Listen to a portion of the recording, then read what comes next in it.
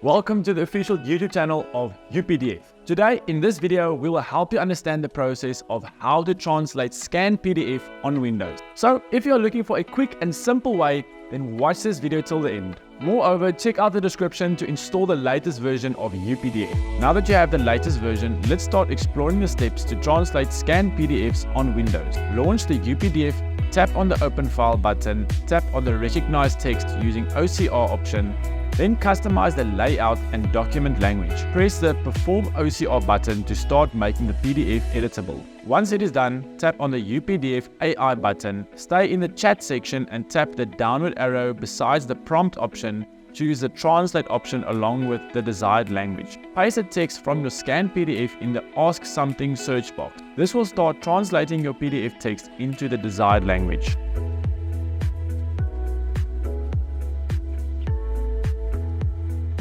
Before you leave, like the video, subscribe to the channel and press the notification button. That way you will get a notification for our future updates. And we will see you in another helpful review soon.